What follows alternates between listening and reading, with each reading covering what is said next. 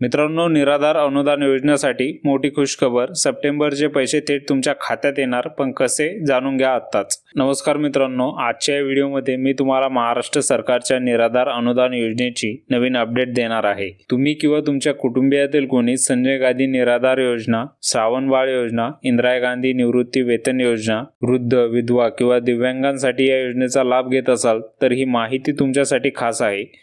तुम्ही जर चॅनलवरती पहिल्यांदा भेट देत असाल तर चॅनलला सबस्क्राईब करा आणि बेल नोटिफिकेशनला ऑन करा, जेणेकरून नवीन अपडेट तुम्हाला सर्वप्रथम मिळत राहतील. चला तर मग सुरू करूया. मित्रांनो, 22 ऑगस्ट 2025 रोजी सामाजिक न्याय व विशेष सहाय्यक विभागाने एक महत्त्वपूर्ण शासन निर्णय जारी केला आहे. या निर्णयानुसार राज्य आणि केंद्र सरकारच्या योजनांमधील अर्थसहाय्य डायरेक्ट डीबीटी द्वारे थेट लाभार्थ्याच्या बँक खात्यामध्ये जमा होणार आहे. डिसेंबर 2024 पासून सुरू झालेल्या या प्रक्रियेनुसार ऑगस्ट 2025 पर्यंत पैसे बहुतेक लाभार्थ्यांच्या खात्यात आलेले आहेत. काहींना न मिळाले असतील तर ते सप्टेंबरच्या हप्त्यासोबत येतील. सप्टेंबर 2025 चे हप्ते आता स्टेट बँक ऑफ इंडियाच्या विशेष खात्यातून डीबीटी मार्फत वितरित केले जाणार आहेत. यासाठी 2025-26 च्या अर्थसंकल्पातून निधी मंजूर झाला आहे. आता कोणत्या योजनांसाठी हा निधी मंजूर झाला आहे हे नीट समजून घ्या.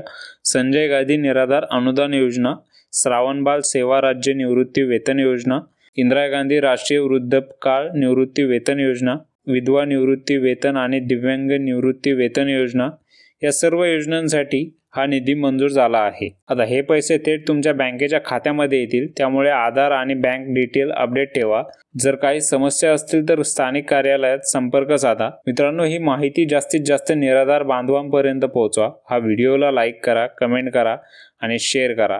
आणि अजूनही तुम्ही टेक्नो शेतकरी या यूट्यूब चॅनलला सबस्क्राईब केलं नसेल तर सबस्क्राईब करा, जेणेकरून नवीन अपडेट, नवीन माहिती थेट तुमच्यापर्यंत पोहोचत असते. आणि तुमचे जर काही प्रश्न असतील तर ते कमेंटमध्ये नक्की विचारा, त्याचे उत्तर नक्की दिले जाईल. आणि पुन्हा भेटूया नवीन माहितीसह नवीन व्हिडिओमध्ये. तोपर्यंत जय हिंद, जय महाराष्ट्र.